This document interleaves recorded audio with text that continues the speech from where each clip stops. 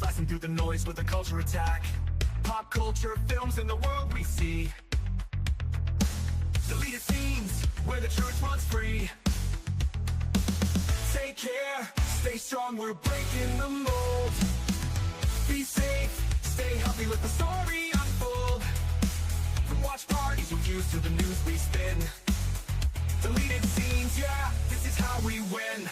Take care, stay strong, we're breaking the mold. Be safe, stay healthy, let the story unfold. From watch parties, reviews, to the news we spin. Deleted scenes, yeah, this is how we win. Yeah, yeah. Steve out on your YouTube, bro, let's roll.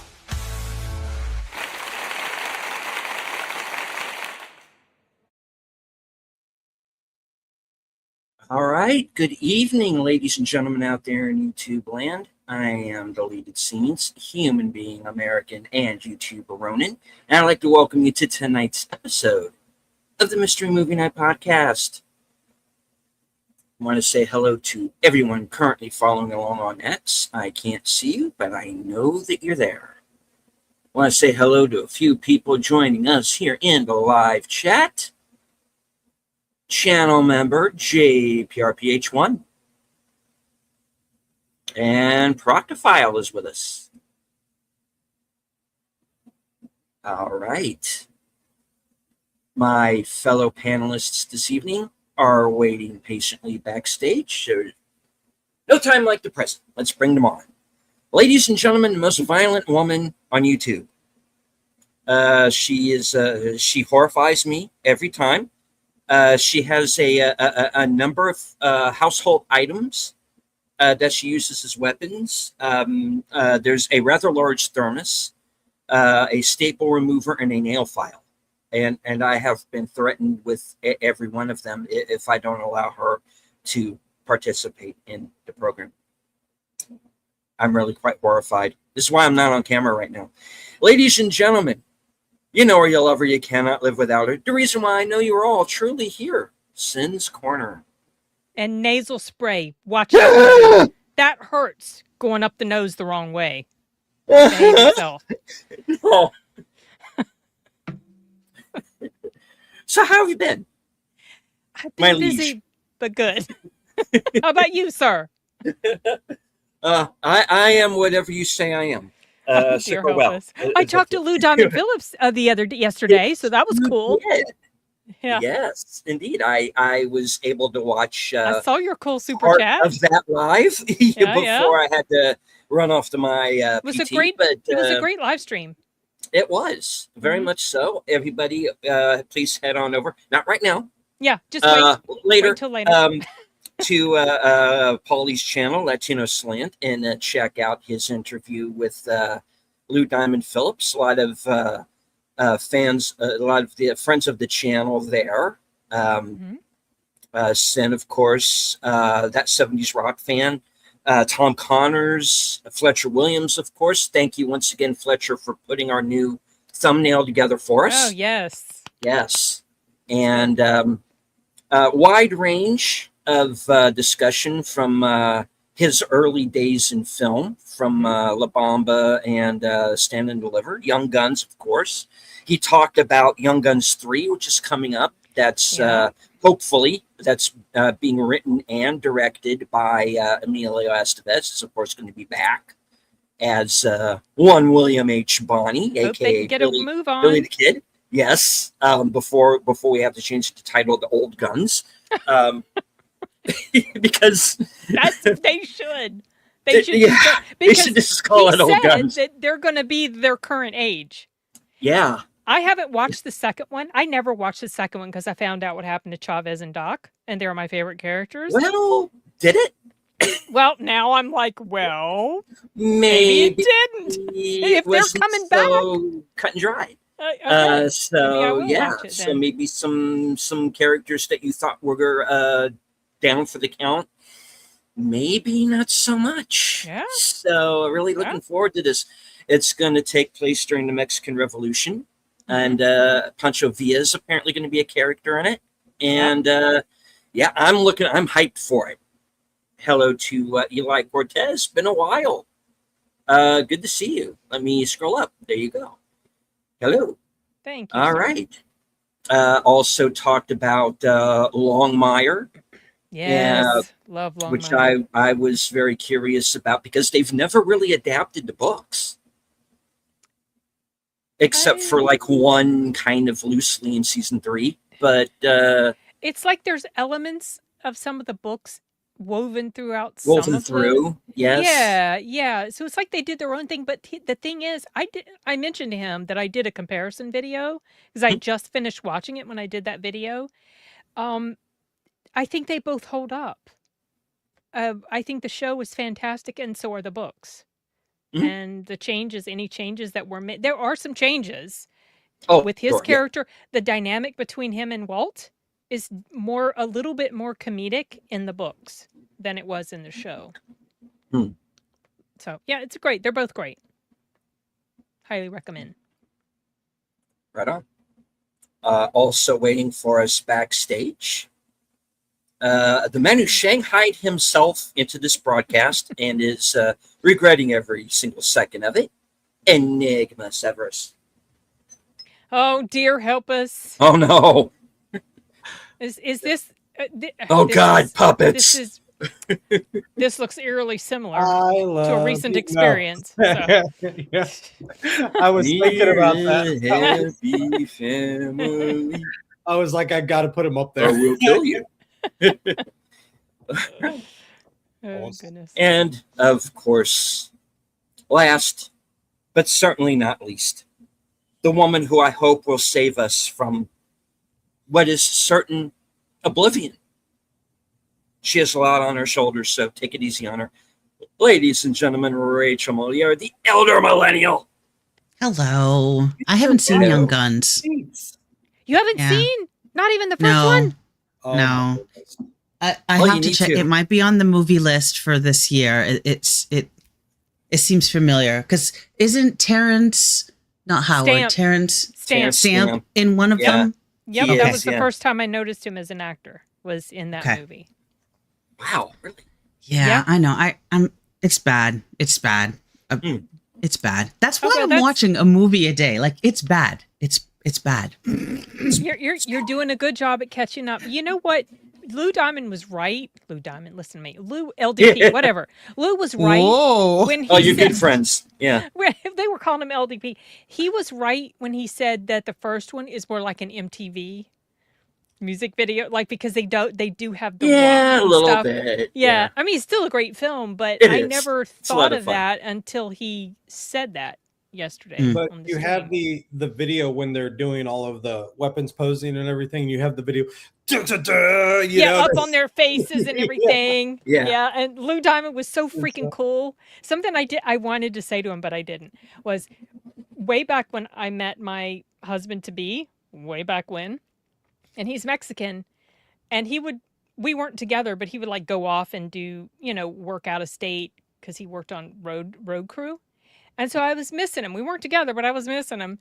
And so to feel some sort of connection with his ethnicity or whatever, him, by extension through Lou Diamond Phillips, I would watch La Bamba and Young Guns. Because like he was the closest I could get like to some sort of connection with a Mexican or whatever. Well, Bamba was one of my favorites. Which is, of course, the Filipino. Okay. I know, but he's a Yes. mixture. He's got like Yeah. so many different things, and I don't think he's got any Latino in him at all. But he passes for one. He's You like didn't like- Cherokee, Filipino, Scotch Irish. I mean, it's and some Native American Indian. You didn't like MSK. I know that's you now. How you doing, buddy? Hello to Mm. Geyer. Maybe and be like, call me Donna. No, I'm just kidding. Please stop that. Anyway, he seems to be a really legit guy. I've always liked him, and so no, No. sir.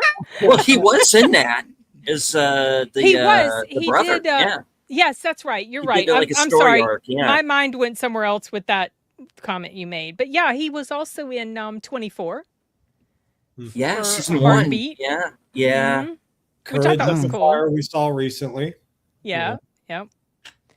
And good. some other films that I'm interested to check out that people brought up in the discussions. Yeah, his new one actually looks pretty good. It's Yeah. comparisons to Training Day, so Yeah, I'm kind of curious about it. There's a review for that on Latino Slant D Movie Man did that Yeah. review, and I recently put it up. I think it was last week I put it up. So I'm curious now to watch it. More curious. Yeah. I miss D Movie Man. He's a great one. I know. Yeah, hopefully we can get him back on here sometime. Yeah. His new job, it requires a lot Yeah, of it's traveling and it kinda- takes a bit out of him. But I'm Yeah. hopefully, knock on wood, get to see him next week when I head to Dragon Con. Oh, yeah, that's right. Yeah, I don't normally go to the cons, so I don't really keep track of them. So Yeah. they got like this big Twin Peaks thing happening in like mid-September. We're going to be Okay. talking about that on Sparkwind 21, and Oh, okay. yeah, we're a number of the actors from the Is Troy a gonna number of go? the OG guy, a number of the OG cast is going to be there. Is he? I don't know. I'm going to have Okay. to ask about that. Seems like But, that'd be something he'd be interested to do. Oh, definitely, because he used to go to the ones up in he used to do back in the day up in Snoqualmie. Hmm. So yeah. All right. And hello to the newly promoted Captain Giratina. Good to see you, sir. Good evening to you. Always good to see you in the Evening. chat. All right. So the reason why I am off screen tonight, other than the fact that nobody wants to see my ugly mug, Oh, stop. um, I feel like I'm is- talking to Corey now. is the fact that I did not see the mystery movie, and I did not see any of the early access films. Though I did watch a movie last night that's currently on Amazon. That's a new film. I'll be talking about that in the last few minutes of the show. But I'm going to be taking a bit of a back seat for the rest of the show, and I am going to let first Sin and Rachel take over. And they're going to be talking about tonight's mystery movie. Buddy! Yes. From the makers of Too Many Cooks. Too many cooks. This one was interesting. Yes, it was. So I never saw a trailer for it. I just knew what it was about. I mean, the poster kind of gives it away. Basically, it's just this alternate version of Barney, pretty much. It's a spoof on the Barney show. And he's homicidal. That's the gist of it. I mean, it's so I'm not super in love with this movie. I know Rachel probably likes it more than me. My issues with it aren't. I don't think my issues with it are huge. I just felt like it had so much going for it, and I was a little disappointed by some of the elements at the end, and some dumb decisions made by the kids. But so it didn't fully stick the landing for me. But I think it's worth watching because it's very creative, and it's actually pretty funny. It's definitely R-rated. But it's funny. I mean, there were several times that my audience laughed out loud. It starts off seeming like you're going to watch the whole movie is going to be like a Barney episode with the 4:3 aspect ratio and very, very grainy, and it's taking place there on the set, and things are getting darker and darker and bloodier. And I was wondering, man, is the whole movie going to be here in this place? Mhm. I But was then wondering the it's same not. thing. Yeah. And it's not. It switches to another location, and then there's like a switchback. So you are kind of the way it looks is changed up a bit, and it was interesting, and it was creative, and it was funny, and I wish it had fully stuck the landing for me because I was honestly with it till except like towards the end. Like I said, some dumb decisions. Like there's another trash can over there that you can get on top of. I screamed at them. I screamed the same thing. I screamed. So, Yeah. So that one I scene, screamed, yeah. you know, if that had been it, I don't think it might. But for whatever reason, maybe a rewatch, maybe thinking about it some more will change it for me. I didn't hate this film at all. And I do think, yes, if you like, it's almost like satirical, black comedy, crazy. The humor also in this R-rated stuff happening in a kid's show. Some of the things they said. And then the one thing towards the end was like, bitch. My theater erupted. Yeah, we all laughed. We all laughed. It was funny. Oh my God. And then there was talk about, you know, we don't want to see your penis. And it's like, it was the craziest thing to see these kids. Like, what? Oh my God. Yeah. So yeah, that's my take on it, Rachel.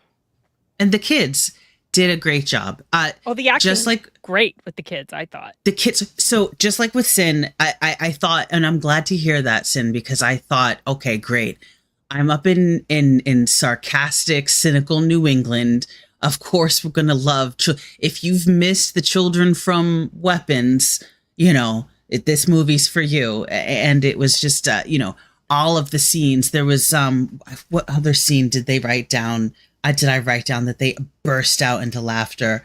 When that one. So with the kids acting and everything like that, they do things happen to some of the kids. And just like any soap opera, if something happens to the actor, they'll just replace it with another actor who looks similar to that one. So there's this one African-American kid who was replaced who doesn't know what the heck is going on and just out of nowhere says, are we still going to play baseball? That was My theater just died. They wouldn't stop laughing. And I was just like, oh my God. or the one girl that was replaced. And there's a scene later and she makes some sort of statement about Buddy wouldn't do that or whatever. What do you know, Hannah? You just got here. So it's really funny. It's really, really funny. I liked it more than Sin did. It's very dark. Yeah. Yeah. I did go to the bathroom. So I had, you know, my boyfriend was with me. So he told me something, you know, what happened. And I went to the bathroom during the dinner scene.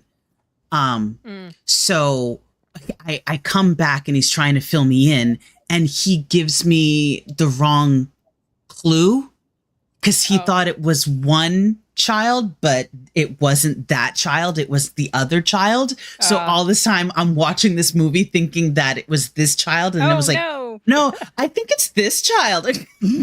So yeah, but yeah. Deleted. You had a question? Yeah, you were getting ready to ask. So let me put it this way. They go there. Oh, they definitely go there. They don't hold back with harming. Okay. Yeah. Okay. Yeah. Yeah, that's what I say. It's and it was a weird blend of hey there, Davey. Hello, Davey. Hi, Davey. Good to see you, sir. I mean, we've all seen horror comedies, right? To me, the perfect blend of horror comedy is a show like Widow's Bay. Yes. Absolutely love that show. This one was more heavily into the horror than maybe the comedy, but some of the comedy was also not necessarily the laugh out loud moments, but just how they're basically they're reproducing this crazy show, you know. And the kids are doing, and this whole environment, and it's such a definite callback to a show like Barney. That's part of the comedy as well. And if anyone has seen Too Many Cooks on YouTube, there are segments that even because my boyfriend loved it, and that's what made him. I was like, the guy's making a movie. Did you want to come see it? He's like, oh yeah. So there are a couple of segments. There's a character that gets kind of like Who Framed Roger Rabbit sucked into a TV kind of like visual. And that immediately was like, oh, that looks like it would be from Too Many Cooks. Like that's the kind of visual that he's giving you there. So I loved it. I loved it. I think everyone should go see this. I think this movie will do good if word of mouth can get it out there. Just like word of mouth shut down Ice Cream Man. Hallelujah. This one needs to go out there and just, everyone needs to go see Buddy. Well, it's so imaginative and original. I think there's sequels coming. Are you serious? If it does well, I think because there's I'll tell you backstage because I don't want to. Well, it might not give it away, but when it gets to the end, there's a scene when they're running through, and then you see the characters on the wall, and you see Buddy, and then you see kind of like a trio of them. Yes. That's what made me think that they would make more, because the way that it ended. I did have a problem with it. I was like, wait, did you just choose? Wait, I'll tell you what bothered me about that backstage, but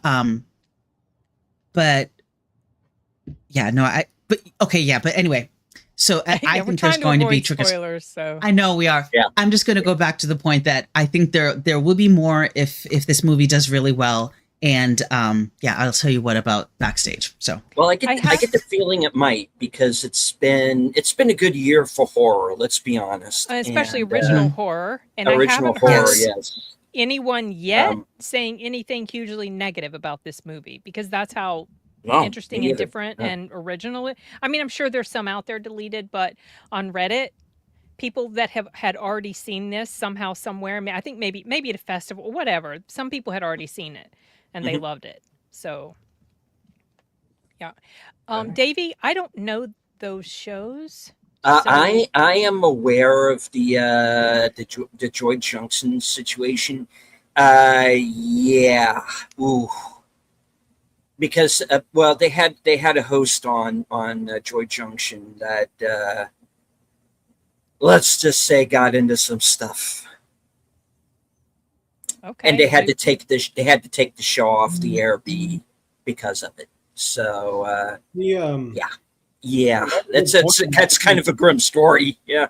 Oh, I know absolutely nothing about this. I'm super curious. I wouldn't be surprised, Davey, if there was some inspiration from the Life with Grandpa. I'll have to look into that one. But Joy Junction, I've heard a little bit about that. I don't remember the show itself. I do know that it was kind of a faith-based puppet show kind of thing. And that one, like I said, one of the hosts, let's just say, did not go with God.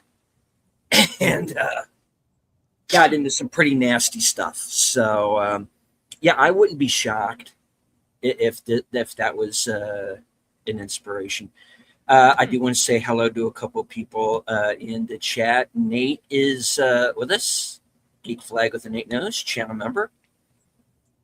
Shouting out Ash versus the Evil Dead. Yeah. Bruce Campbell stepping away from Ash. He will be playing Ash no more. I'm kind of sorry to hear that. But yes. I highly recommend his interview on Film Threat. Yes. That was very good. I'm not crazy about Evil Dead or Ash, so I've never been into those. So I don't know that I can agree with you, Nate. But I know it's Nate. Yeah, you're Nate. I'm sorry. Nate. Don't have my reading glasses on. But I know it's got a huge fan base. But yeah, go check out his interview on their channel. It was really good. And Bruce is not even happy with the last few because he thinks they're too dark. The remakes don't like that the new it's ones, taken that turn. Yeah, he doesn't. He's not a fan. And hello to Agent 57,000 EM. Good to see you, sir. All right. I don't remember if there was. Was there? I don't remember, Rachel. No, there might have been a whoa, but I don't think. Yeah. Yeah, I don't think they put it together. Well, and it's not overly long either, you guys. It doesn't wear out its welcome. That's true. Yeah, it's like 95 minutes. If that. I mean, the credits obviously take up probably 5 minute.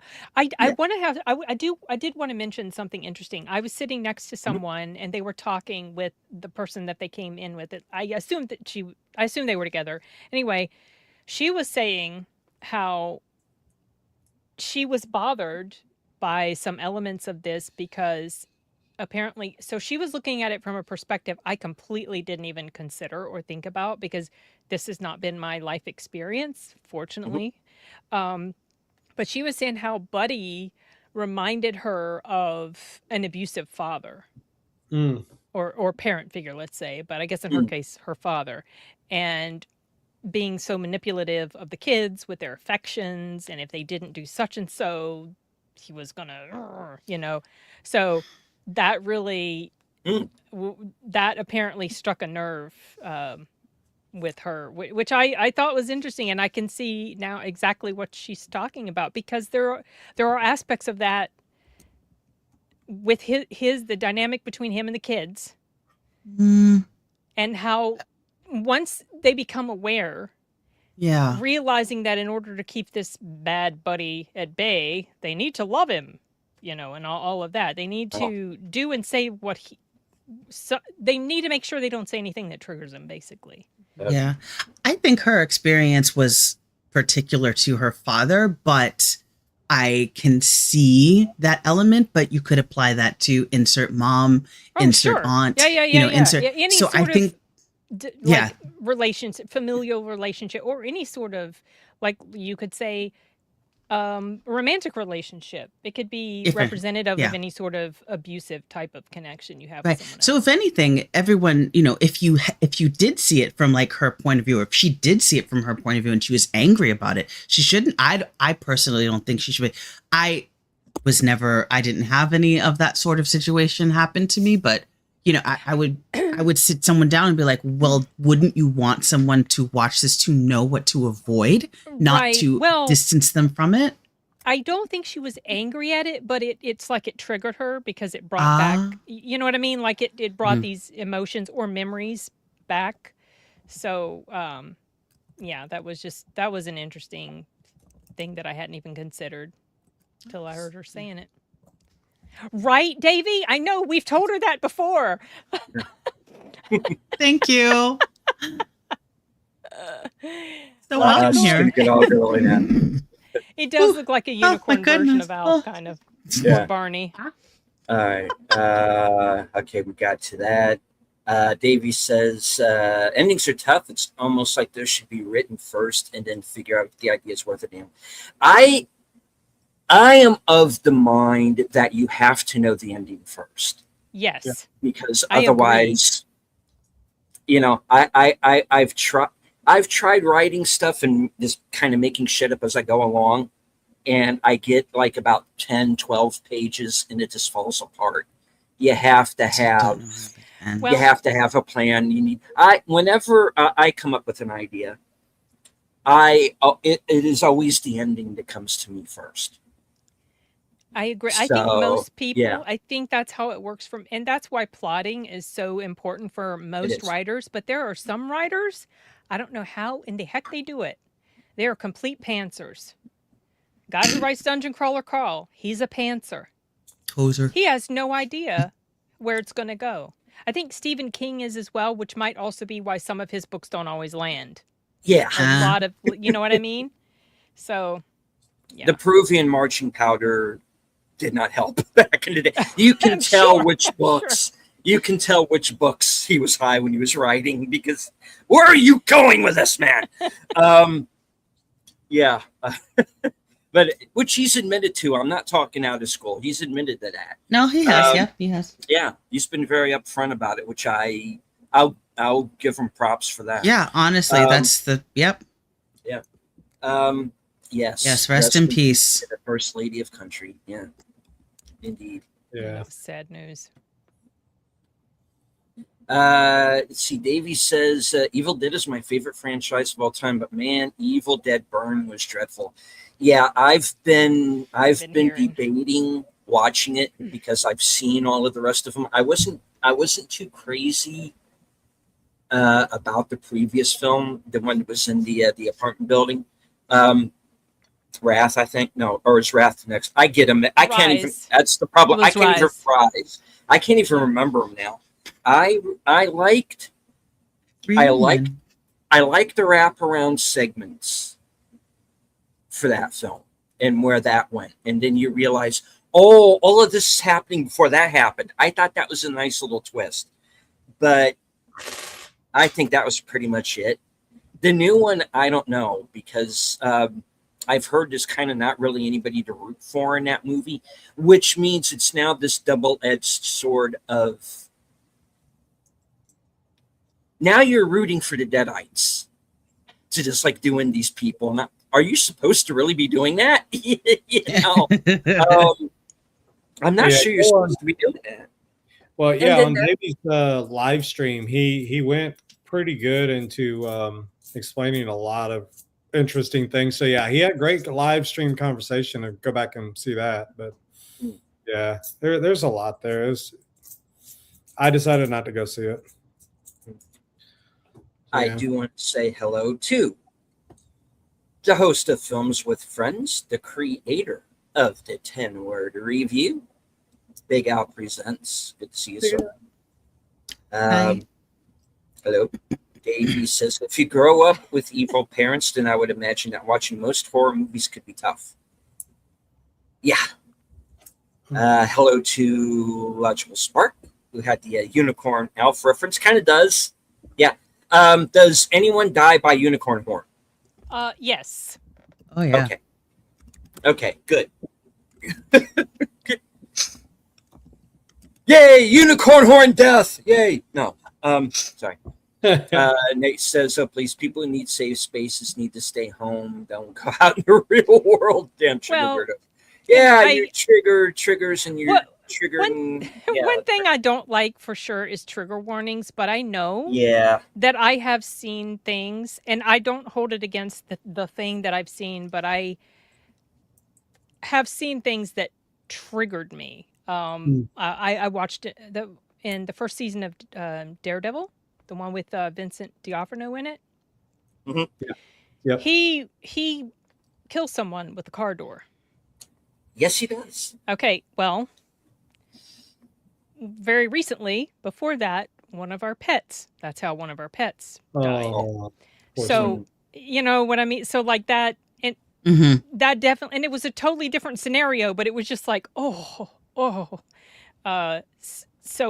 I was triggered, but I never would have expected, to be given a warning. I those sorts of things, they kind of bother me too. But I can understand why seeing certain things can bring back really bad memories. When we watched Michael, my mom got triggered when it showed Michael getting beat because she was beaten with the belt when she was a kid. I mean, I was too, but but she had it worse than me. So, and like sometimes life experiences, you watch certain things and it can kind of, grab you. Are there any wire hangers in the house?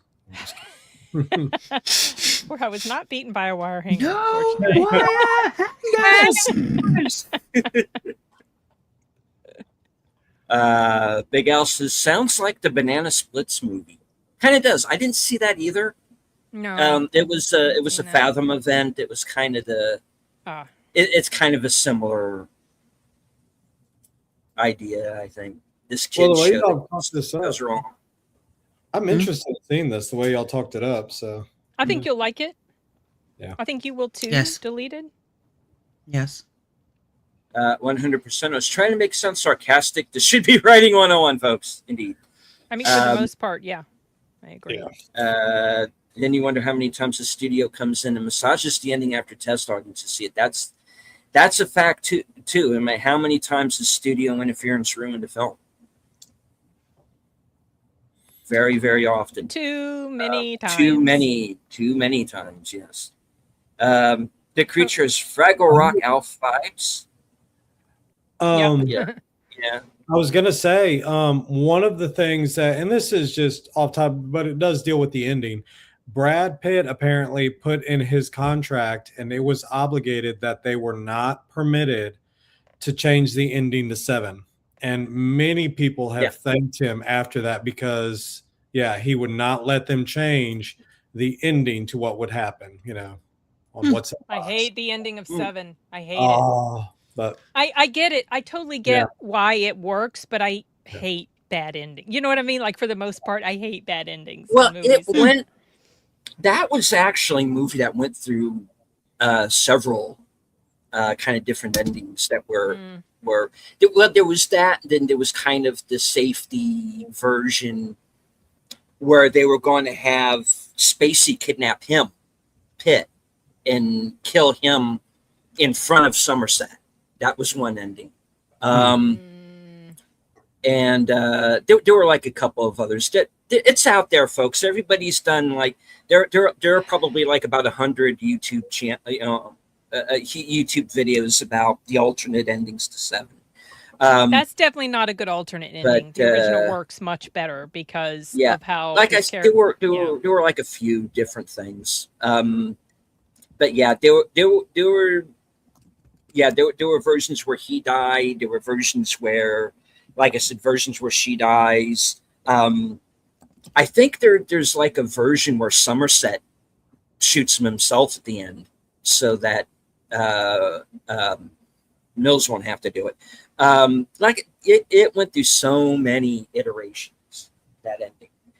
So yeah, I didn't know how to feel about 7 either when I first saw it. But over the time, because they're going to pull this out right at the end, and then I didn't know David Fincher was going to be David Fincher, so I only had Alien 3 to go on, so which was not his best moment, his script, Well, oh, that's right, because it wasn't his. It wasn't. He didn't create it, No. Davey says, "Tell you what, Evil Dead Rise feels like a classic Evil Dead movie after watching Burn." Okay. Oh, okay. Like, and I can't even root for the Deadites because they stand around hardly doing a thing and they don't even look like Deadites. Well, that doesn't fucking help. All right. Don't let me derail your stream. No, I'm here. I derailed the stream all by myself. No, we help. We all have a part in it at some point. Okay. Yeah. We like doing it. Let me scroll up here. Nate says, I heard that the Evil Dead Burns actually a completely different movie, and they decided to slap the Evil Dead title on it. That one didn't surprise me either. Which is why there are people out there who are still convinced the end of Oak Street is a Cloverfield movie. It isn't. Not be reminded of that terrible film. Yes, thank you. But I'm encouraged to check this one out. Yes, so am I. Every time Clive Barker tries to make the movie to studio's like, yeah, just leave him alone and do his thing, man. There's a reason this stuff is popular, Like, I cannot get away from that story that I heard about Nightbreed, where somebody said to him, if you're not careful, the monsters are going to look like the heroes. That's the point of the film. They're the heroes. They just want to be left alone. A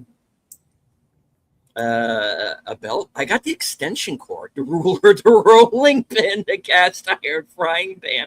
Pretty much anything my mother could get her hand. My goodness. Yeah, ouch. Lord have mercy. I got the belt, a wooden spoon. And then I had to go pick my own switch, and so I brought back a little log. And they thought that was so funny they didn't spank me. My happy day when I was younger was the day that I heard "You're grounded." I was like, I'm not at all. Oh, thank goodness. I'm good. What else can I do? They threatened me with a good time. Okay. I'll be in my room all day, which is what I wanted to do in the first place. Davey says, when I was 13, when that came out, and a friend's mom got us all in the theater, was a wild experience for my sheltered Catholic alumni. Yeah, he was talking about 7. Yeah. Oh, yeah. He was pretty young. Evil Dead? Nobody told me. I didn't even bring my boomstick. Well, shop smart. Shop that smart. All right. Sure, Buddy has a boomstick. I'm just kidding. All right. So before we move on, are there any other thoughts on Buddy? I say go see it. Definitely go see it. I picked up not one but 2 messages from this movie. I'll put it in my review on Criticless, and I loved it. If you're missing the children from Weapons, go see Buddy. All right. Hello to our man from the future, Sashi. Sashi. Hi. Twin Peaks and Sherlock. Nate says, when my mother said you were grounded, it means she hit you so hard you were knocked down on the ground. Oh my gosh. All He looks right. like it, doesn't he, Bonzo? Or love child between Alf and Barney. Something like that. Impending unicorn horn death. All right. So I guess we have 2 thumbs up on Buddy, or a thumbs up, or 1 thumbs up and 1 thumbs up ish, I guess. I definitely give it a thumbs up. I'm just I'm trying not to talk too down on it. Yeah. Okay. But I do think It's not perfect. There's some issues. There are. Even I had issues, but it's so interesting and so different, so creative. I think it's and just harkens back to the stupid, the original, the crazy old 90s Barney nonsense. And so people love to make fun of Barney. So this is kind of a way to do that. It's kind of what this movie does. I'm sure it is. Sashi, I'm sure there is. All right. So, Buddy, I'm going to have to check this out, and I believe that is the 28th. So this week, coming out this week. Yep. In wide release. Oh, I didn't pull up your posters, Enigma. It's okay. I can pull them up while you start talking. Okay, so Enigma went to the in lieu of the mystery movie night. He went to the early access features, and there are 2 of those. Which one would you like to talk about first, sir? Talk about the first one I have a picture of, okay? Because whatever Sim pulls up, it's a guessing game right now. There you go. I got it up. It's up. All right. It's up. It's there. All right. So Enigma is going to take over and talk about idiots. Oh my gosh. I am still. Let's go to the other one. No, I'm just kidding. I'm still. This one is okay. The best way I can describe it without ruining it. Long time ago, living in South America, we're watching these subtitled Italian films that are cartoons, and it is basically a guy who is making anything and everything possible to survive, and still the inevitability happens, and so it's this. Idiots is based on this type of thing, the inevitability of it. And so you have 2 gentlemen, one of the Franco boys, and the guy from the second film of whatchamacallit with Gerard Butler. What is that stinking film's name? The one where Gerard Butler does the heist. Oh, Den of Thieves. Yeah, Den of Thieves 2. Oh, yeah. Ice Cube Jr. Yeah, pretty much. And so he is our main man. Who is it? Syrie, somebody? Anyway, so these 2 guys basically have to transport a young man to rehab. And so when they first open the scene, Franco and, Junior decide that they're going to go to his house. They're going to get him, but it's a ritzy house. Like you can tell these people have legit money. And so he's sitting there crying by the pool. He's like, I have to go to rehab. I've been, thinking of these dark things. And he's like, well, don't do that. And so they're very naive about the situation. And so come to find out, the kid that they are transporting to rehab is an online influencer who was arrested and convicted and has to serve, basically community service and has to go to rehab.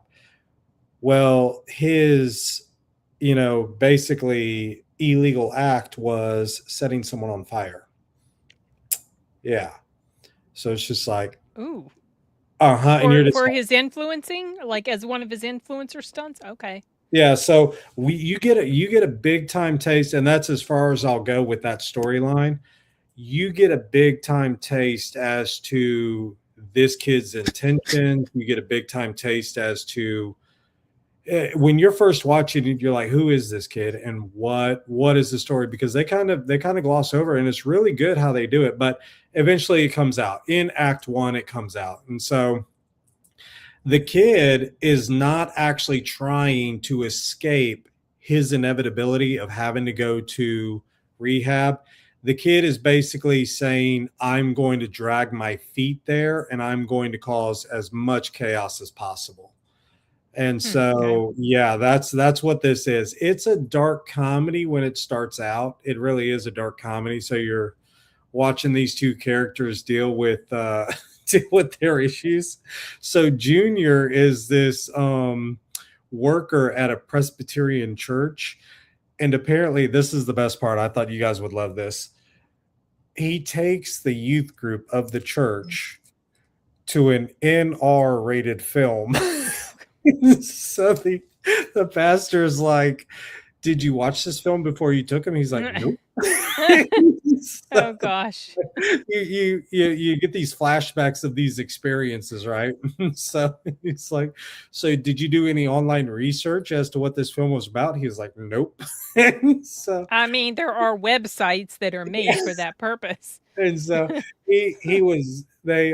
so he goes, I'm just a bad person. He goes, you're not a bad person. He goes, you just make really bad decisions, So and then one of the Franco boys, he is basically a druggie who needs a job. Well, yeah.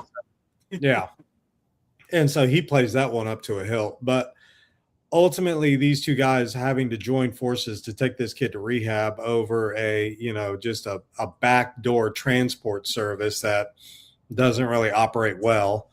And so with all of that, you can see the chaos that evolves from it. And so there are a couple scenes where you're like, finally, we're getting some, closure and justice. But once we migrate down the road, you'll start seeing the evolution of everything. I mean, it's a movie people should see, but you'll see the consequences of how the influencer life really does hold an effect on people's decisions. It really does. So yeah, when we have influencers on here that are a little bit delusional about a lot of things, this kid is pretty much it. Even though he still comes from money, that's pretty much it. And then there's some maturity going on, but not as much as you would want. And so, because I was going to ask, was there a redeemable character arc that happens? It's hard to say. Okay. Really okay. So yeah, I'm not going to spoil it for anybody. There's not a major epiphany throughout the film, but ultimately, I mean, eventually once it hits streaming, I would suggest at least giving it a watch once through just to see the effects of things. But yeah, you can tell, you can draw your own conclusions to the summation of everything towards the end. So yeah, you can draw your own conclusions about everything. So yeah, it's a sobering film. Sadly, as I was telling the panel backstage, you had a number of specific type characters who came out to watch this film, and yeah, I'm pretty sure they were all interested in seeing like a dark comedy, and yet they came back with something sobering. And so a lot of the people left and they were just like, well, that wasn't what I was wanting. It's like, yeah. Okay. Okay. Wow. So yeah, it's there, but yeah, it's not one that you need to waste money on. I'd wait till it hits streaming, and then you can grab it or watch it. So Yeah. Davey is bringing up something that I was kind of getting mixed up on myself. Man, I was hoping this movie would have been set in the 80s or 90s. A Green Day produced movie about modern teens, 20-somethings. That's Nimrod's. Yeah. I think it's the Green Day film. Nimrod's, yes, Yeah. it is. I believe Okay. it is. Yeah. Yep. So you have a movie called Idiots and Nimrods out at the same time. Yeah, people are going to get confused. So yeah, Nimrods is the Green Day movie, aka the movie I will be ignoring because it is a Green Day movie. Amen. Oh, I don't know, Davey. Is it the same guy in the lead? I don't know. Because I don't even know who's in Nimrod's. Yeah,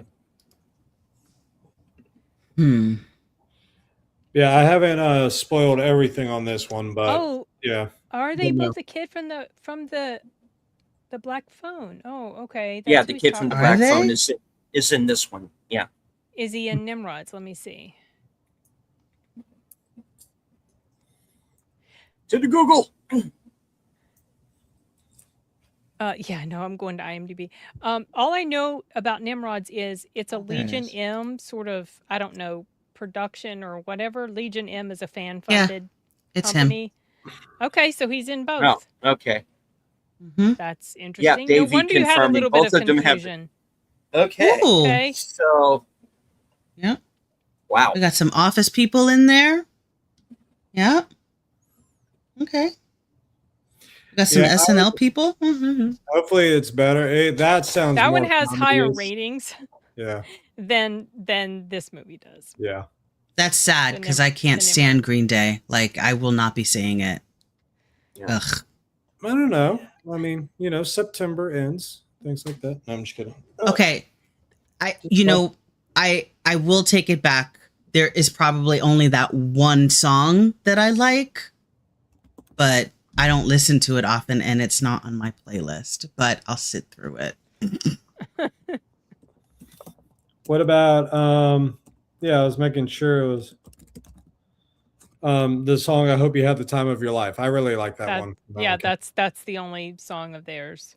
That's because they played it like about 100 times on the Yeah. air. Yep. Yeah, and they also did some sort of I think, was it Green Day? Well, it might be another group. So I thought it was Green Day that did like the Imperial March song. They have like their own version of the Imperial March song, which is pretty cool. But that might not be Green Day. That might be somebody else. Watch this, Davey. I mean, we ought to. You guys know Tone Lock, right? Yeah. He was Ace Ventura. So he Wait, who? Tone Loc. Yeah, Loc. Sorry. You said Locke. I was like, wait. said Everybody says Locke because they don't remember him. That's why. Oh, I knew it was Tone Loc. I remember him. Come on, guys. So he had an awesome song, illiterate The children. Funky Cold Medina, right? Yes. Yes. That's crazy. We had a song. radio station start their radio station. This is how they started it. They played The Funky Cold Medina for 2 weeks straight without commercials, without anything. And everybody listened to the radio station to see when the song would end because it would just repeat itself. Like when we would get out of school, man. That's we terrible. would get in the car to listen to it and see when is it going to end? When is it going to end? So that was our biggest thing that year is when did that song end? So yeah, You guys were part of a social experiment, just to let you know. pretty much, yeah. But I mean, we enjoyed it. It was something that was fun. So, but yeah, Green Day could be. But yeah, this film, Idiots, it's a dark comedy mixed with a sobering message, mixed with the inevitability of decisions. So, yeah. Okay. So thumbs up for you on this one. As long as you don't pay for it at the theaters, you don't have to do that. I'd wait. Okay. Yeah. Bonzo says Nimrod's trailer looks better, but I like Green Day, so maybe I'm biased. Hope this mean have to leave the stream. No, absolutely not. No. No, everybody has their opinion here. I never tell anybody not to go see a movie. Well, okay, maybe a couple of times this year, but trust me, I was saving you cash. But yeah, no, I mean, if you're a Green Day fan, go for it. You're probably going to like Nimrod. So yeah, right on. And if you do see it, let us know what you think. Sashi says, that's better than when Titanic was working next to me. Oh, my goodness. We're going 24/7 for a month. Oh, I got so tired of that song. I like the Spanish version much more. Yeah. Yeah, I love how everybody went to go see Titanic 8 times, but then they hate it now. Yeah. I never went to go see it at the big screen, and I did. hated it from the moment I saw it. I never liked Titanic. Oh, what about the Bryan Adams song that lasted for like 17 weeks or something? The one from Robin Hood, Prince of Thieves. That was the song that I had my friend play at my wedding. Yeah. That was a great one. They go, nobody will understand the torture we went through with that. I was like, Take My Breath Away, you guys. Yeah. Oh my gosh. Oh boy. I got so tired of that song. It's a good song, but I got tired of that song. Okay, I got the other picture up deleted. Okay. All right. So Enigma's other movie tonight, the other early access film, the long-awaited. This one was fun. Almost wound up on HBO Max.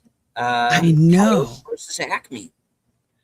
This movie was actually enjoyable. So if you grew up with cartoons, you would really enjoy this film. They bring up plenty of memories. I will spoil one thing. I do not recall Yosemite Sam being in there. I don't recall him being in there. He might be in there because at one point they have an influx of all of the Looney Tunes. So I may not have caught him when they had the entire influx because the film centers around Wile E. Coyote, who famously has gone through disaster after disaster trying to catch the Roadrunner, which is the stick for the entire Roadrunner Coyote show. That's the whole thing. Coyote wants to get Roadrunner and it always backfires on him. So what they come up with is the idea that Wile E. Coyote is entitled to lawsuits for the manufactured products not actually working for Acme, and so he is going to commit this lawsuit. Now, when he goes to this lawyer, the lawyer is a guy who just settles. That's what he does. He does not have a desire or interest to actually fight back. And so that's kind of the theme of it. And so with that, you see Wile E. Coyote doing a number of humorous things. And again, they bring some Looney Tunes into the real world, but something that I really liked, if you watch Detective Pikachu, do you remember that one? Anybody ever watch that one? Yeah, that movie, yeah. That was fun. Detective Pikachu, it kind of unifies the Pokemon world with the real world. That's what they do here with Looney Tunes. They unify the Looney Tune world with the real world. And so this lawyer does have a department of, we handle Looney Tune cases, right? And so he settles them. And so they bring back a number of great characters. They bring back the elderly lady that always watched over Tweety Bird.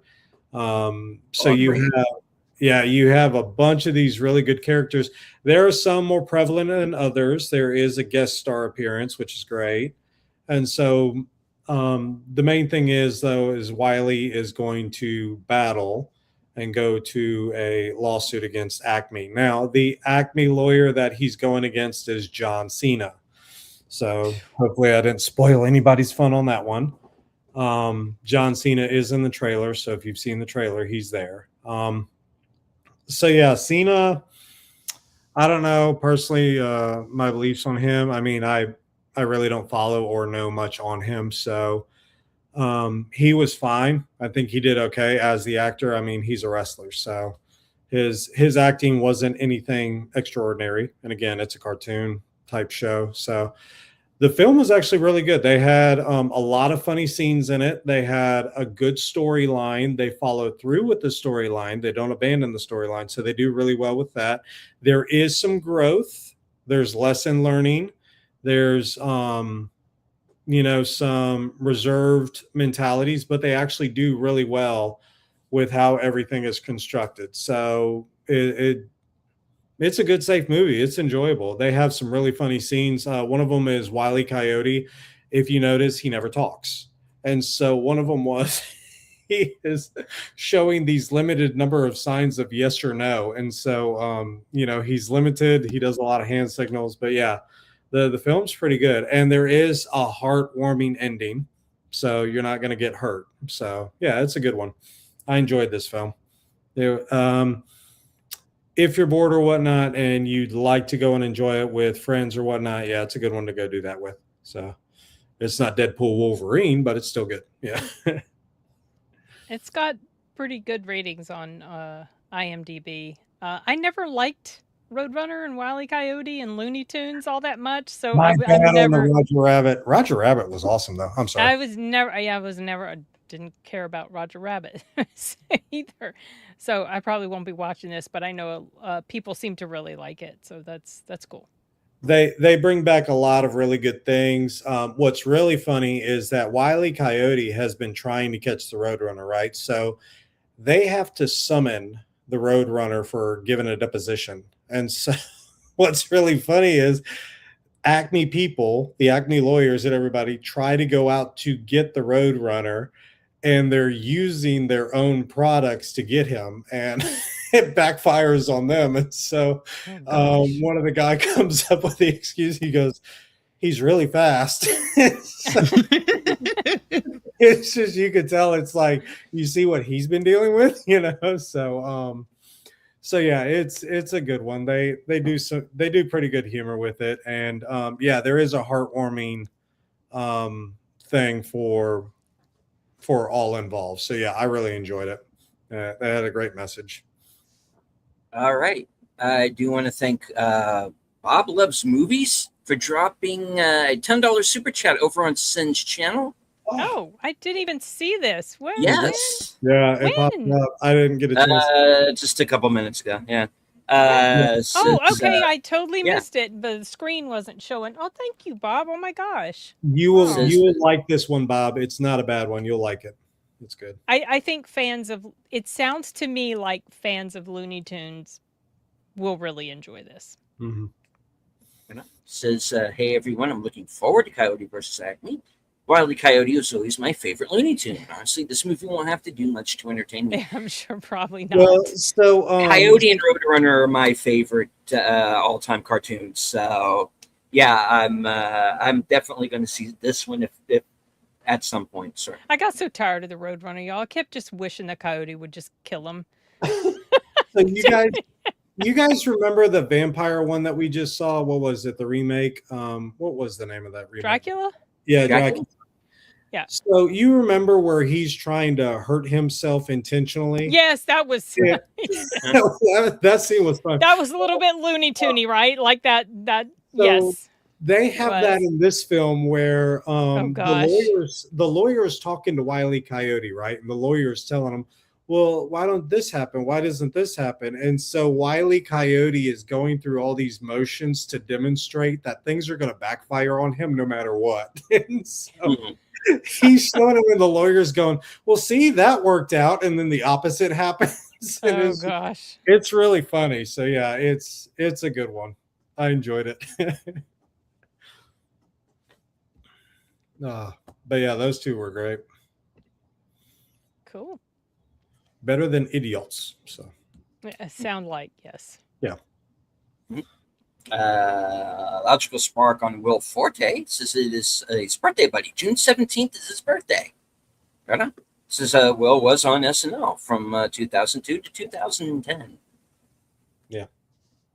Or Gruber. Yeah. Sorry. I just saw it.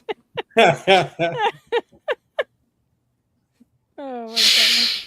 Right? There's a false advertising. Pablo's movie says that's the front of the coyote. You wanted to finally catch the Roadrunner, but he never would.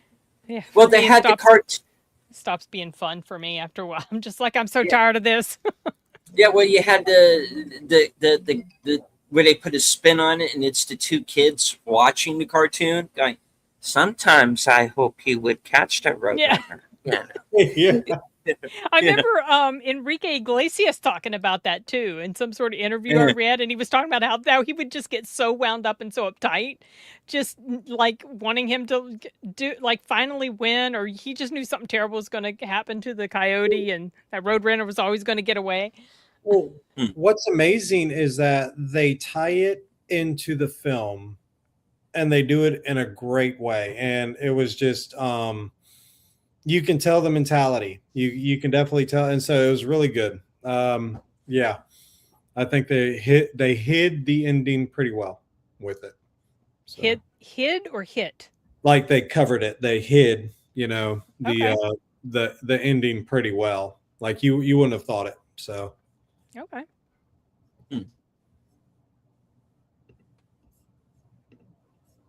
Nice. All right. So that is Coyote versus Acme. And get my film up here real quick because since everyone else. Okay, yeah, you want to try and get it up there real quick? Okay, I remember what it is. Just put Tim Roth up there. No, I'm just kidding. Yeah, I remember what it is. Just put up a picture of Tim Roth. Okay, yeah, right. Yeah. Okay. Give me the reviews on this one. Ooh.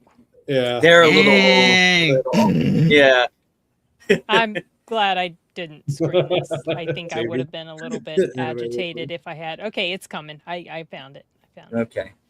I gotta look this up. All now. right. So while everyone was having a night at the movies, I stayed in, and I had about hour and a half or so to kill, and apparently so did the filmmakers. This is a movie called Seven Snipers. It is currently on Amazon for rent and to buy on Amazon. And this stars Rhoda Mitchell, Tim Roth, and Ioan Gruffudd, aka Horatio Hornblower from A&E, and it. All right, so you have Rhoda Mitchell in Australia, kind of living out in the sticks. With her 16-year-old daughter, and by sticks, I mean there is like no one around except the daughter's boyfriend, and you're kind of wondering, wait a minute, where did this kid come from? Anyway,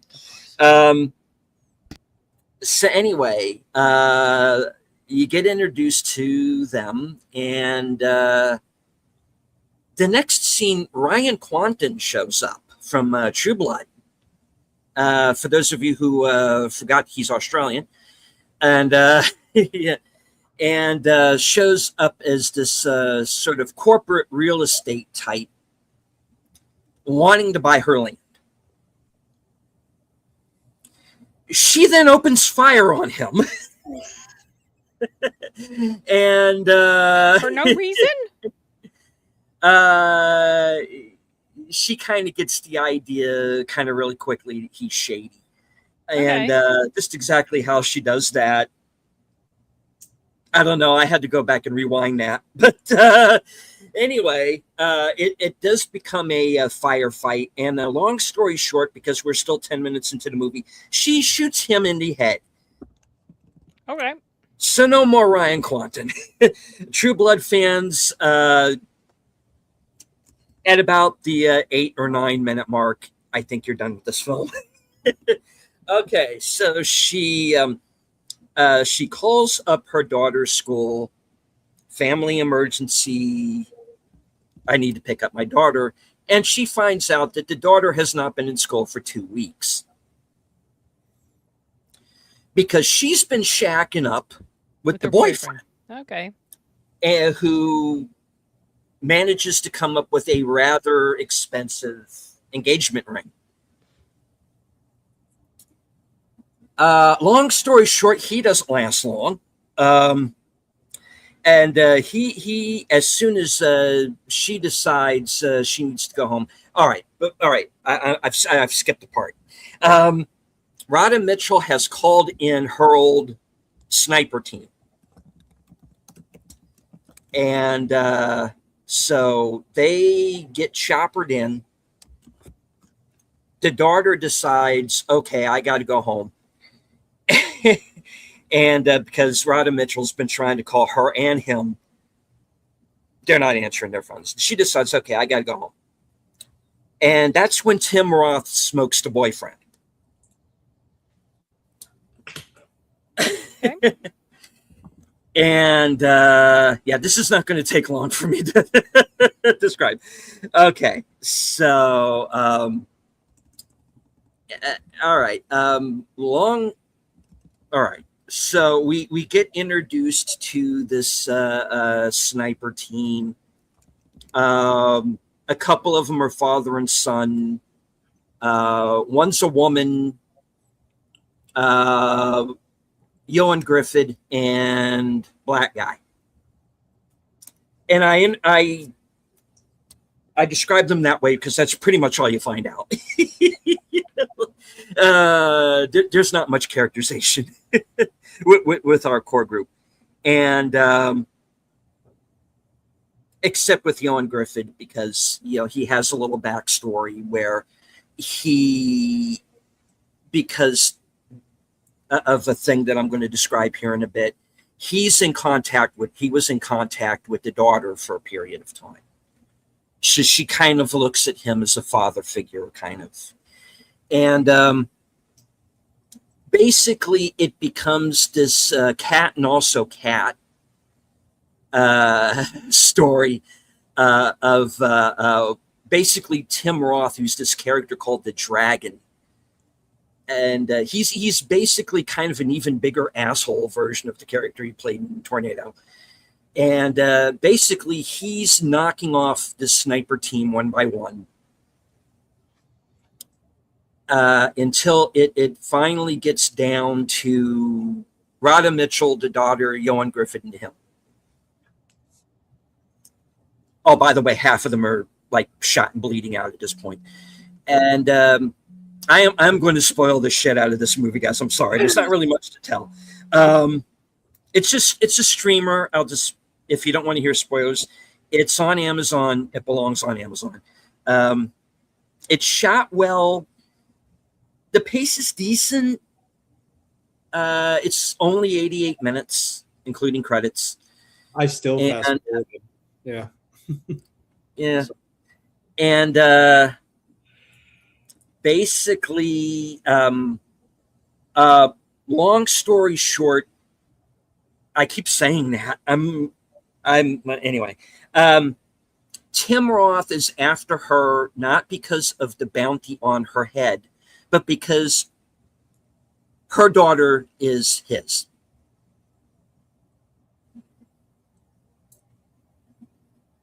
He did not ask permission. I'll put it that way. She was part of a group that got ambushed. They run into his group. They kill all the men and keep the two women for themselves. And Rhoda Mitchell gets away after she has to go through this weird kind of wedding ceremony, I guess. And basically she gets forced into killing the other woman. And eventually, sometime after this, she manages to walk out of this camp. And and then it becomes this sniper duel between her and Tim Roth at the end. And that's 7 snipers. It's Kill Bill, sort of. It kind of is in a way, in a really lame kind of way. It kind of is. But and it stops just as short of being kind of girl bossy too.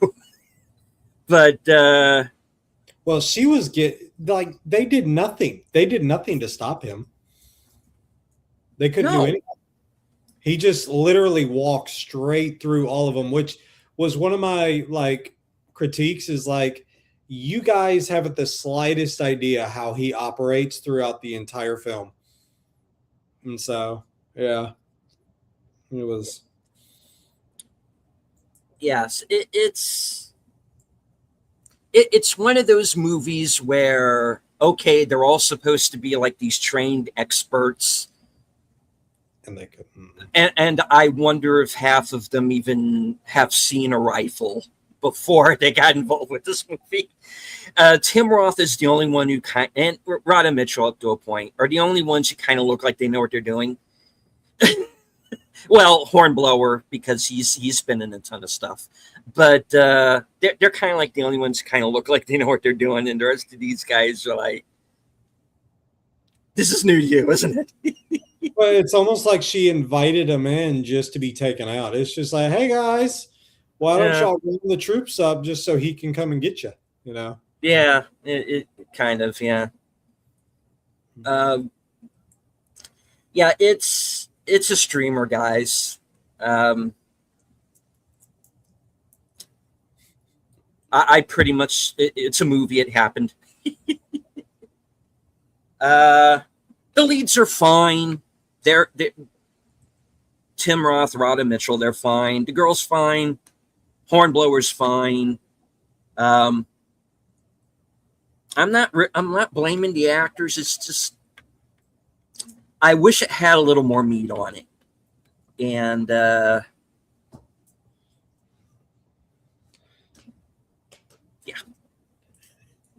You're like, I'm not mad at you. Watch a documentary on snipers and you'll be better off. Or just watch the Tom Berenger sniper movie and you'll be fine. Well, to put a positive note on it, I mean, watch Seven Psychopaths again. You know, that's what I watch Seven Samurai again. And hello to the toxic gunslinger out La Belle. It's going to see Mutiny here in a couple hours. So it's entertaining. It's entertaining. I look forward to your thoughts on it. So rewatch Smoking Aces. Yeah. That probably wouldn't hurt either. That wasn't horrible. Yeah. But yeah, this one's not nowhere near it. No. So that's it's nice try, but thumbs down for me on Seven Snipers, guys. You know, I've been hearing since you mentioned streamers, people are really enjoying Iron Lung more than I thought most people would. So. Iron Lung's good. I was really surprised. It's long. It didn't need to be. It's long, but too weird at the end. But well made and well acted. What's that? Did you want them to get rid of all that extra blood or not? You know. Yeah, the ending was that. Yeah, that it was. But yeah, it was like 2 hours plus. Yeah, it's like Event Horizon in a submarine. Definitely too long. But I was surprised at his acting. He was good. He's good. Mm-hmm. Yeah, he really is. He pretty much financed and made that movie himself. And from what I understand, not only follows the lore of the game, but builds on it. So yeah, it definitely builds on it because the game is only 45 minutes, and that was more than 2 hours. It was a Nintendo game. No, I'm just kidding. I never played it. I just found out about it when the movie came out. Never even heard of it. Yeah. Or Savior with Dennis Quaid. Wow. Yeah, well, that's a blast from the past. I didn't see that back then. Yeah, I remember that. Yeah.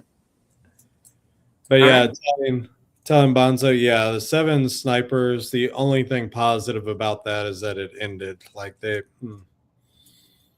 just. Yeah. I'm not gonna. Yeah, it just yeah, and the one, the character's kind of like the voice of reason is pretty much the one of them who dies first, and you do get the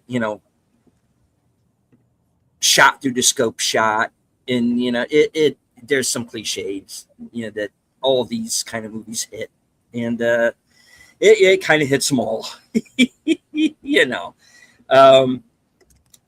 Yeah, right. I want you to come back with me because you are just like me. It's like, well, she kind of isn't. Does it approach so bad it's good territory?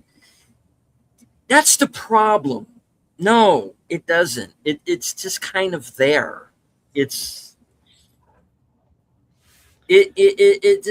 a paycheck movie for everybody who's involved, and it's just Tim Roth playing this kind of line of it's been playing kind of this line of like these sort of scumbaggy characters, and I hope he gets out of it soon. I'd like to have him back, but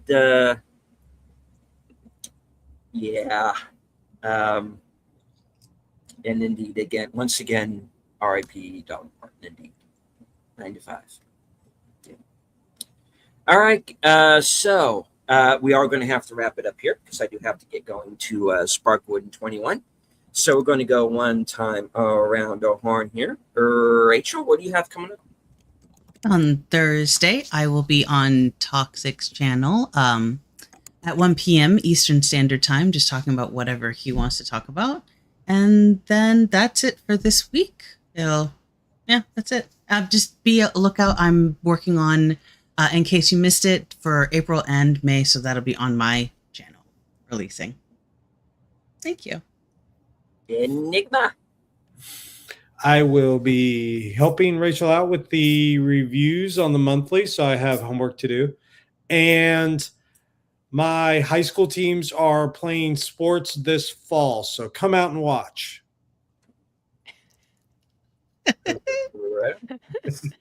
Sin. At 9, I'm going to be on Box Office Brawler's channel. We're going to be talking about Labyrinth. And got review coming out tomorrow for what the heck was? Oh, It Ends.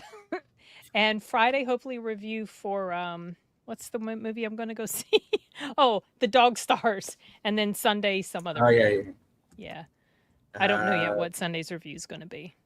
Cool.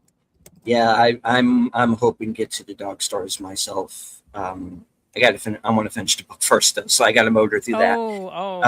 Yeah.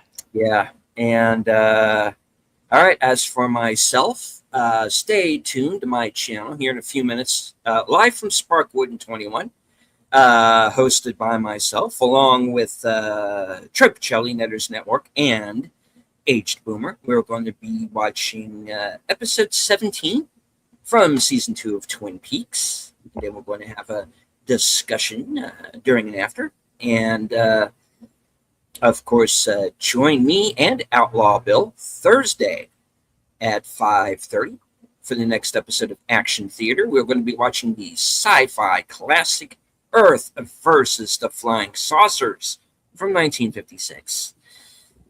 And then of course join me later that night at 11 p.m. for Coming Attractions, and you'll find out what I am doing in the next week. All right. So, any last words before we wrap it up? Go see I Swear. Yes. Well, it's on streaming, so yeah. Yeah, it's on streaming now, so watch it. Yeah. For sure. Go see Buddy. Definitely. Spread the word. I rewatched I Swear, not this past Sunday, but the Sunday before, 2 Sundays ago. Showed it to my mom, and yeah, it's good. It has not changed in its ranking for me. It's still number 1 for the year. And as for myself, I do want to thank Bob Loves Movies for dropping the super chat over on Sin's channel. Thank you very much. And thank you to everyone who was here watching. We had we kind of kept it over 30 people watching live throughout the entire show. So Nice. all right, right on. Good crowd. Yep. All right. So I guess check out Buddy, Idiots, Coyote versus Acme, and not so much on Seven Snipers. But okay. Stay away from that one. Yeah. So from, as I always say at the end of every broadcast, from HQ and all points north, south, east, west, and beyond, good night. Take care. Stay strong. Be safe and healthy, because this is how we win. There is theme music. I will now scroll down and play it. There you go. Dance Party USA. Good night, folks.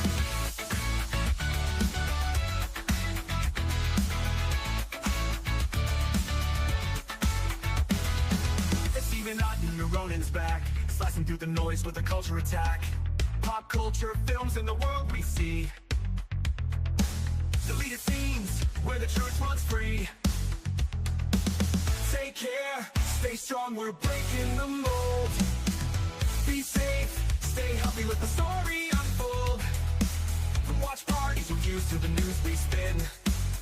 Deleted scenes, yeah, this is how we win. Take care, stay strong, we're breaking the mold.